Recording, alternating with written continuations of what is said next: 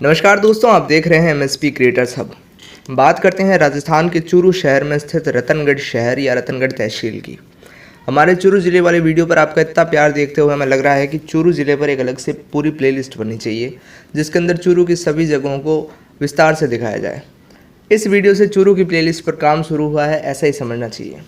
रतनगढ़ एक तहसील और एक शहर है जो चूरू ज़िले राजस्थान में स्थित है। रतनगढ़ को पहले कोलासर कहा जाता था। यह भित्ति चित्रों वाली भव्य हवेलियों के लिए प्रसिद्ध है, जो शेखावाटी क्षेत्र की एक स्थापत्य विशेषता है। रतनगढ़ अपने हस्तशिल्प कार्यों के लिए ही प्रसिद्ध है। वीडियो में आगे बढ़ने से पहले अगर आपने अभी तक चैनल को सब्सक्राइब नहीं किया तो सब्सक्राइब कर लीजिए, क्योंकि ऐसे ही वीडियोज़ यहाँ पर आपको मिलते रहते हैं जो आपको भारत, राजस्थान और देश दुनिया के अलग अलग जगहों के बारे में विस्तार से बताते हैं। ऐतिहासिक दस्तावेजों के अनुसार रतनगढ़ की स्थापना बीकानेर के महाराजा सूरत सिंह ने की थी 1798 में, जो कि संवत 1855 में है। जब वह अपने बेटे रतन सिंह के साथ चूरू से लौट रहे थे, उन्होंने कोलासर और रजिया की दानी को एक नए शहर के लिए चुना और अपने बेटे के नाम पर इसका नाम रतनगढ़ रखा। उन्होंने रतनगढ़ के लेआउट के दौरान रतनगढ़ को आधुनिक 1812 के रूप में बनाने के लिए पुरोहित हुलास चंद, दीपचंद और चरण सिद्धार्थ शंकर को जिम्मेदारी सौंपी। कुछ पुराने लोगों के अनुसार वर्तमान रतनगढ़ कोलासर गांव में बनाया गया था और आशा चरनी ने रघुनाथ जी मंदिर का निर्माण किया था। रतनगढ़ से महज 3 किलोमीटर की दूरी पर हुदेरा गांव के पास एक ऐतिहासिक देवली मिली। यह 220 केवी जीएसएस के पास मेगा हाईवे पर स्थित है।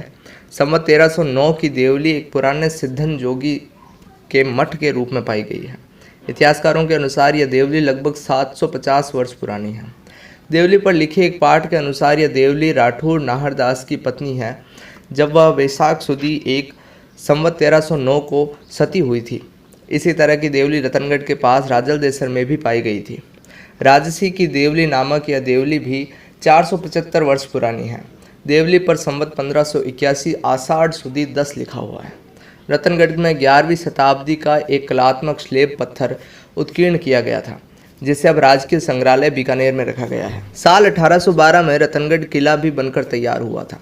ऐसा कहा जाता है कि रतनगढ़ किले पर 2 बार चूरू के पुत्र ठाकुर पृथ्वी सिंह ने सीकर के महारावल लक्ष्मण सिंह के सहयोग से वर्ष 1815 और 1816 में हमला किया था।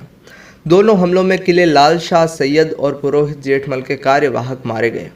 प्रसिद्ध इतिहासकार गौरीशंकर हीराचंद ओझा ने बताया कि महाराजा रतन सिंह ने 1834 में अंग्रेजी सेना के शेखावटी ब्रिगेड को संगठित करने के लिए कॉर्नेल वेल्सन के साथ बैठक की।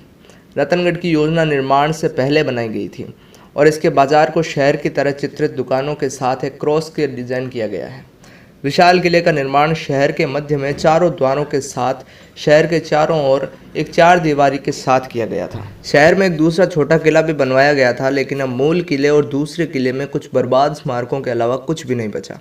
अब सिविल कोर्ट के कार्यालयों के रूप में उसका उपयोग किया जाता है। घंटाघर नामक एक बाजार है जो मुख्य चौराहे पर स्थित है और वहाँ एक घंटाघर भी बना हुआ है।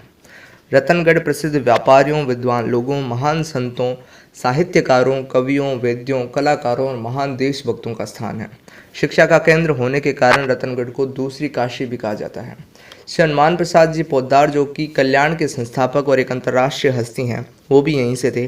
श्री जीवनानंद आनंद, स्वतंत्रता सेनानी, सामाजिक कार्यकर्ता, जिन्होंने संस्कृत, वेद शास्त्र और पुराण के प्रचार के लिए जीवन भर काम किया। उन्होंने राजस्थान ऋषिकुल ब्रह्मचार्य आश्रम के माध्यम से राजस्थान में संस्कृत शिक्षा का मूल्य भी स्थापित किया। रतनगढ़ क्षेत्र भी प्राचीन संस्कृति का हिस्सा बना हुआ है। लोक नृत्य से उकेरा गया 10वीं शताब्दी का एक शिलालेख एक पुराने मंदिर से मिला, जिसे बीकानेर संग्रहालय में रखा गया है। रतनगढ़ की नींव 200 साल पहले रतनगढ़ मठाधीश शिवालय का निर्माण होना था। बीकानेर महाराजा सुजान सिंह ने कोलासर गांव को नाथ संप्रदाय के चरणमाला को उनके राजस्थानी साहित्य के लिए उपहार में दिया था। चरणमाला ने कोलासर में करणी जी मंदिर का निर्माण किया, जो अब शहर के केंद्र में है।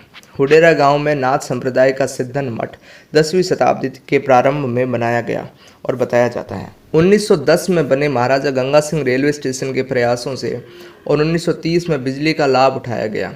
सेठ दुर्गादत्ता अनंतराम III ने 1945 में वाटर वर्क्स का निर्माण और घरों में पानी की शुरुआत की गई। सेठ सूरजमल जालान, सीताराम भोलका, सेठ नगरमल बजोरिया और सेठ जेठमल धानुका शहर को वर्तमान स्वरूप में विकसित करने में मुख्य योगदान करता थे। उन्होंने सड़कों का जाल बिछाया, अस्पताल, स्कूल और कॉलेज, सार्वजनिक पुस्तकालय, पार्क और कई धर्मार्थ समाज खोले। बीकानेर के राजा सूरज सिंह ने 1820 ईस्वी में रतनगढ़ में एक विशाल किला बनवाया था। शहर का बाजार स्थान एक क्रॉस के आकार में बनाया गया है, जो निर्माण से पहले शहर की योजना बनाई गई थी उसमें शामिल था। आलीशान हवेलियों की एक श्रृंखला मुख्य क्रॉसिंग को लाइन करती हुई, जिस पर एक घंटाघर भी है। शहर एक प्रमुख बिजली स्टेशन का स्थल है। बिजली की आपूर्ति रतनगढ़ से जयपुर तक की जाती है। सूरजमल जालान परिवार, जो कभी भारत के 10 सबसे धनी परिवारों में से एक था, ने अस्पतालों, स्कूलों, पुस्तकालयों और खेल केंद्रों सहित 20 से अधिक संरचनाओं का निर्माण करके शहर में योगदान किया था। इस शहर में घंटाघर, सड़कें, कॉलेज और स्कूल जालान परिवार द्वारा दान किए गए थे, जो अब कोलकाता में रहता है। इसी के साथ रतनगढ़ राजस्थान के पश्चिम में चूरू जिले में स्थित एक ऐसी तहसील है जिसके अंदर बहुत सी देखने लायक जगहें हैं। पुरानी सभ्यताओं के उल्लेख भी मिलते हैं, इसलिए रतनगढ़ भी राजस्थान का एक देखने लायक स्थान है। यहाँ पर रेलवे के द्वारा भी जाया जा सकता है। राष्ट्रीय राजमार्ग 11 जो कि NH 11 है, जो कि बीकानेर, जयपुर और आगरा के बीच चलता है, वो भी रतनगढ़ से जुड़ता है। इसी के साथ ही रतनगढ़ से राजस्थान के बाहर के राज्यों के लिए भी ट्रेनें मिल जाती हैं। वीडियो अगर पसंद आया हो तो इसको लाइक कीजिएगा और उनके साथ ज़रूर से शेयर कीजिएगा। वीडियोज़ के अंदर कोई सुधार के सुझाव हो तो उनको कमेंट में ज़रूर लिखिए।